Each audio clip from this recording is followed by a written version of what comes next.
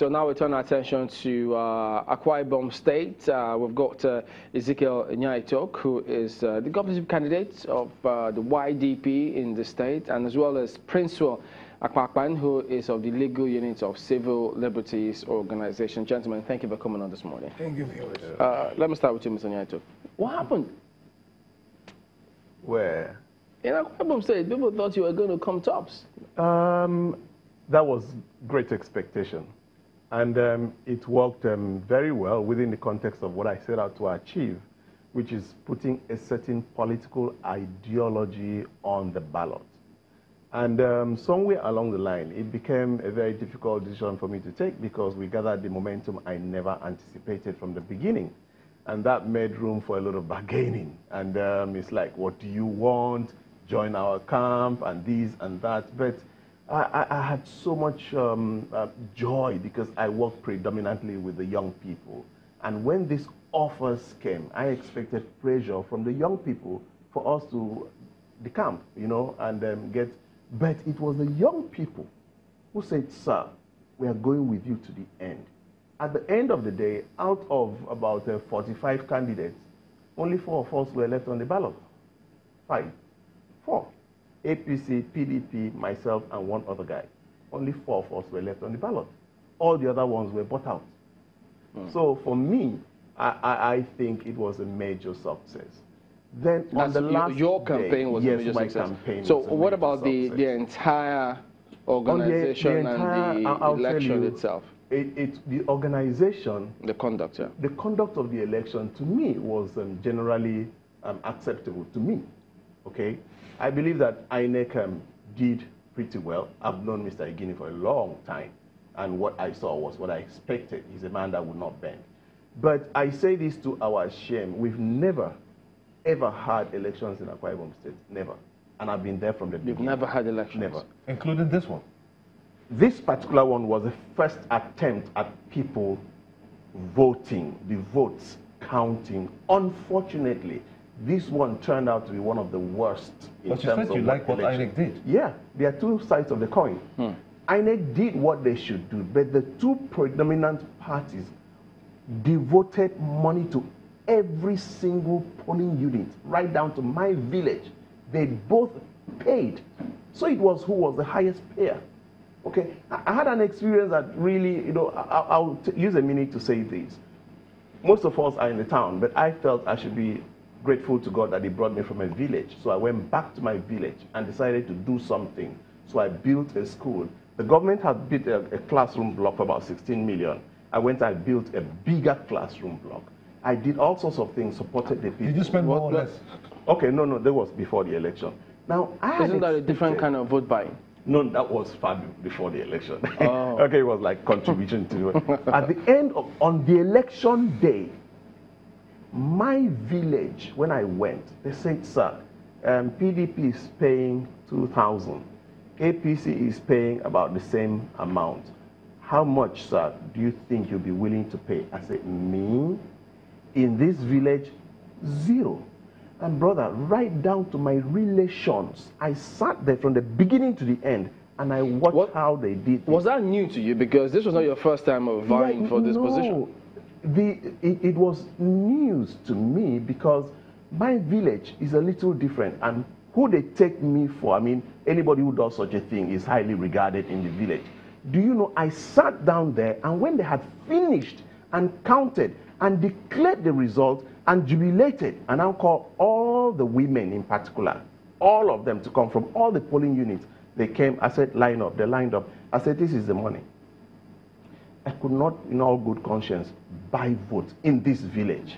I said, this is the money. I paid all of them. They started crying. I said, no, you should have. I said, no, it's for you to go and think. If you can do this to your son because of 2,000 naira, then we have a major problem that we need to solve. Did you not have a choice not to do it? That's the choice. I decided not to do it. I waited until the result was announced. Everything was okay. I then called them. So what was the point? The point was this. I could not, in all good conscience, start the... First, I couldn't even match PDP or APC in buying votes. I couldn't. It didn't make sense. I couldn't. I don't have such money anywhere in the world. So if I was to win, it had to be based on an ideology and a superior argument and the buy-in of the people. Did the people buy in this time around? Yeah, So you're looking forward to 2023 and hoping that they'll rally behind you more now. I'm not necessarily. I'm not looking at the forward monies to. that may I'm looking forward to be a offered them. new ideology being introduced into Nigerian politics. I'm looking for. I've already started from day one to hit the ground running. We have a major fundamental problem in Nigeria, and if we, the elite, don't sit up, what is going to happen in 2023 is going to be the worst catastrophe. You said we have a major problem. What's the problem? Yes, the problem is this. Yeah, pardon me. Okay. Before he goes to the problem, let's bring in Mr. Akwa. Did you observe the elections? Yes. What did you see on the day?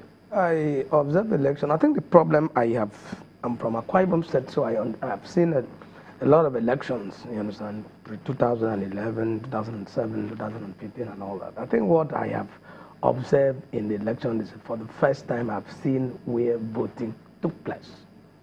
Correct. Voting, actual voting took place. Before now, what happened? It was about in the bush, thumb printing and all that, and in people's houses and all that. So, I mean, you could not vote. You understand? So, but for the first time I've seen, that is why I'm really very, very happy about Mr. Mike Igini. You understand? As a member of the civil society organization, as an activist, he has really proven himself. But this was not what the APC thinks. The APC was from his utterances and submissions, it was clear that he didn't want them to win. I am not a member of any political party, either APC or PDP. I'm from Akwa Ibom State. I understand the dynamics and all that what is happening. I'm telling you for the first time, even at the level of observers, we have to pass through the crucibles, you understand, as an observer. Even when I know Mike as a personal friend, as an activist that we've been in this Lagos together and all that, but I had to pass through all the processes. He had to make the program very open and carried all the stakeholders along, you understand. So he had done a lot of things, has really instilled discipline. It's left for political parties and all that to do, but he had done great work in that. And when he came to Akwa Ibom State, 22 polling units and not the rest were like in people's private homes, and he brought it out and make sure that look, all those things, you know, are made open and take them back to public places. And for the first time, I move around election, all the who is who, I went to see them, they were voting in your unit. You understand? My senator in Uyo Senatorial District was in his village voting. I move around a lot of places. The committee were voting in their village. So a lot of things, the man has done the right thing. I believe that if other resident electoral commissioners are doing that, I think it will be very, very, you understand, very, very good. You understand? Okay, you're going to talk about the problem that you said the elite has. You see, if we come to buy this vote buying, which I don't know if my brother noticed in his area, if we don't stop this, and how do we stop it? Nigeria operates what you call the concept of elitism. Elitism to the extent that what we, the elites, accept and send down is what the rest of the people, you know, follow, and they do. Now, we want to go full electronic. I've been one of the highest advocates for full digital electronic voting. But now, brother, what we are now going to have is not going to be polling booths, but paying centers, in which case the portal is open, and I'm sitting in my house, and everybody's lined up in my house. You come in, you vote in front of me, you take your money and go. You vote in front of me, you take my money and go. The workings of that, I'm not sure if that's going to No, because you can vote with your phone. So nobody knows where you are. You can be anywhere. We haven't come to that stage yet. No, I'm saying if we have to do, phone. okay. So that's, unless maybe that's public, far off. yes, because it's good to be futuristic. Yeah. Nothing wrong with that. But you see, if you must get certain things done, you get it done from the beginning. Okay. Do we want to go and start manufacturing voting points all across the state so that everybody goes to voting point? Yeah, from the areas you observed, did you notice any such thing as vote buying? I have not actually observed vote buying, because when we send down those observers, you know, I had to be roving. I had to be roving from different centers to the other to know the observers, you know, because we came under CDHR because CLA was not accredited. So we came under a Committee for Defense of Human Rights. So I had to be roving and look at all the observers. And from the checklist that they submitted to us, I did not see any incident of vote buying. What did you expect vote buying to be when you go out there to the field? No, How do you envision vote buying to be? yeah, I envision it to the extent that yes, at least there are observers that I put in units, and then suppose we have a checklist. Issues like vote buying, ballot paper snatching, and all that. Those are. No, my point is, do you expect to see, for instance, say what we saw in Osun State, where there was physical transactions, money changing hands? Was that what you expected to see as vote buying?